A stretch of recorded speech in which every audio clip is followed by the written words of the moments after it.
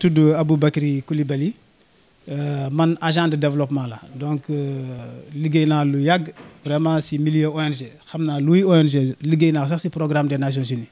J'ai fait presque 6 ans avec programme Nations Unies au niveau de la RDC Congo.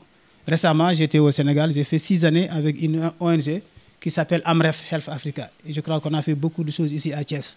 On a même Ngabalma ubbi nañu fi sax benn centre de formation qu'on appelle le e-learning, formation à distance. Donc pour la formation des infirmiers et des sages-femmes. Donc mais nekkatuma ci cadre boobu léegi nekkatuma Amref man dama dem ba sama liggéey jeex ci affaire ONG j'ai pris la décision que léegi war naa taxawal dara. Parce que am naa expérience liggéey naa vraiment lu mot 20 ans ci milieu ONG bi xam naa naka la ñuy def pour mobiliser les ressources que ça soit les ressources humaines wala ressources matérielles ou bien ressources physiques xam naa fu ñu jaar ba mobiliser ressources yi dimbal nit ñi moo tax ma jóg créer sama entreprise bopp. sama entreprise mu ngi tudd KOC Kouls Open Company léegi nag ci samay voyage États-Unis laa rencontré benn dame boo xam ne dafa bëgg dimbali ay nit ñu néew doole yi ci la ñu discuter ci aide boo xam ne amul benn condition. Parce que généralement avec le milieu ONG aide bi day ñëw mais dafa am ay conditions aide bi dafay dem ci ñi nga xam ne vraiment amuñu n'est-ce pas mais il faut que ñooñu nekk ci ay kuréel nekk ci ay organisations yoo xam ne dañu yore seen kayit yore seen statut légal alors que am na ay nit ñu bari ñoo xam ne ñu ngi ci mbedd bi xamuñu luy association nekkuñu ci benn kuréel am na ñoo xam ne ñu ngi ci école yi xamuñu luy association am na ñoo xam ne ñu ngi ci hôpitaux yi xamuñu luy association man nag l'aide la bi ma indi ñooñu laay wut. damay dem gis nit ñi nekk ci yoon bi nga xam ne dañu ci mbedd bi dañoo sonn amuñ dara ma yëkkati jox leen fekk amul benn condition amul dara looy remplir amul benn exigence dem ci école yi xool yan école yoo xam ne ñii vraiment dañu nekk ci soxla indi leen aide dem ci hôpitaux yi indi leen ñu ngi njëkkee l'année dernière am nañu aide yóbbu nañ ko ba Aram ci département de Podor ñu distribuer ko foofu cette année aussi am nañu benn aide fii la ñu njëkkee pour tout ce qui concerne les éléments lépp lu jëm ci lu ñuy lekk moom la ñu indi ci cantine bi cantine école bi deuxième distribution bi mooy lu ñuy sol loolu nag lépp yëre yi ak yëpp mu ngi ci biir oto bi suñu fi jógee dañuy dem hôpital Dalal Jàmm Dalal Xel donc foofu la ñu nar distribuer aide boobu.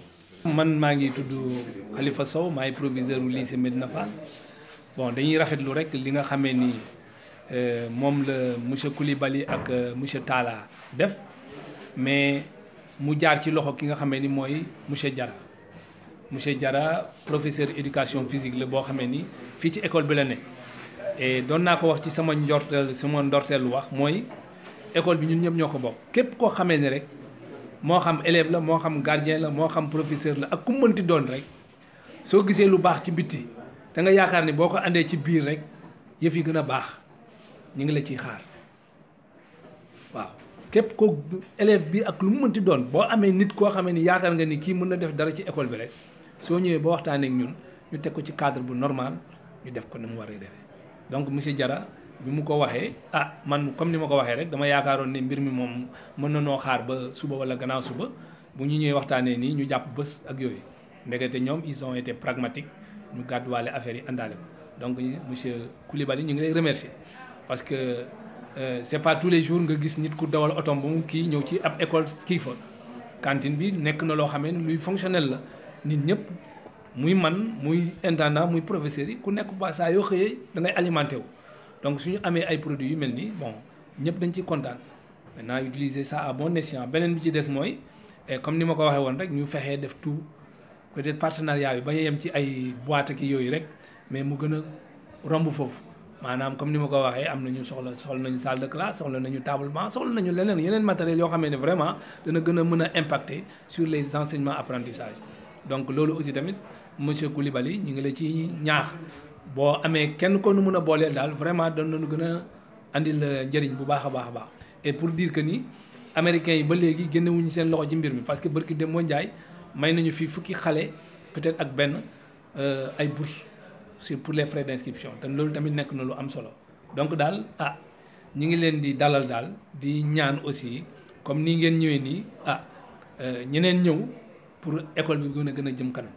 voilà vraiment di ñaan su fekkee ne daal mën naa ne suñu mënee am yeneen partenaires yu ñuy jàppale ci laboratoire jàppale ñu ci nu mu tëddee salle informatique ak yeneen ak ay ordinateurs yooyu yëpp nous en avons besoin et nous tendons vraiment la main aux gens qui veulent venir et travailler avec nous. Voilà, donc loolu daal laa bëggoon a wax di gërëm ñëpp di sant ñëpp et di ñaanal aussi ki nga xamee ni moom moo wund lii lépp muy soxna soosu ben yàlla na ko yàlla may wér ba mu mën a continuer di def lu ni mel yow it Coulibaly aussi yàlla may la wér aussi donc daal en somme ñëpp kontaan nañu ben di rafet lu mbir mu bu baax wasalaam. Exemple de salle de classe, de certaines choses, de salle de classe, de salle de laboratoire, là où on pourrait faire le pratique. Donc, comme à l'école, lorsqu'on est là, de la 6e jusqu'en terminale, je suis un élève de la TS2, on fait que du théorie et nous voulons pratiquer.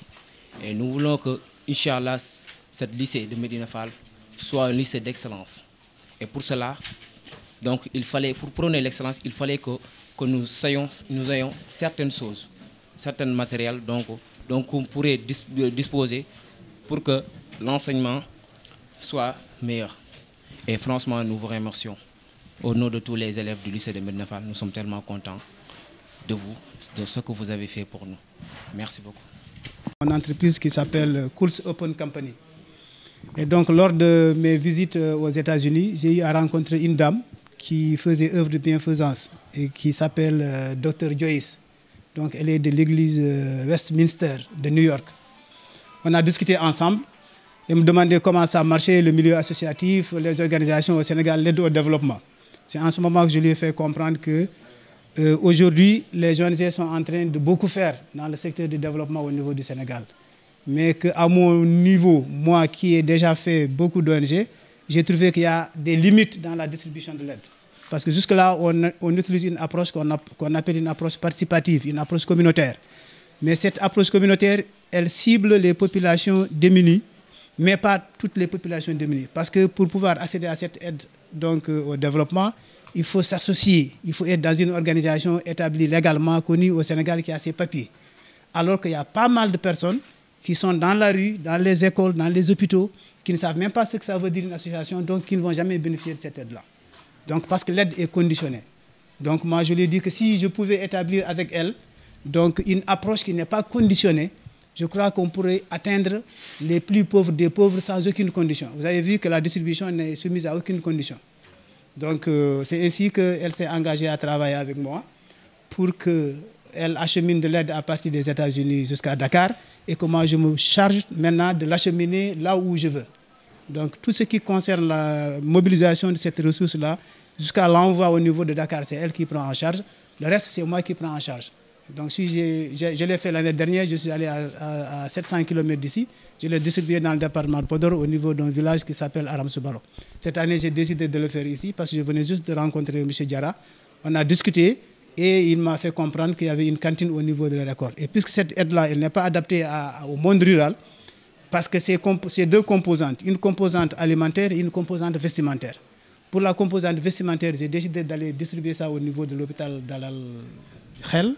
Et pour la composante alimentaire, j'ai dit je vais distribuer ça au niveau d'une cantine scolaire. C'est à cette occasion-là que M. Diarra m'a proposé votre cantine scolaire et on est venu distribuer cette aide-là. Donc tout ce dont on a besoin, c'est de prendre quelques photos pour rendre compte à mon partenaire que je l'ai distribué au niveau d'une école.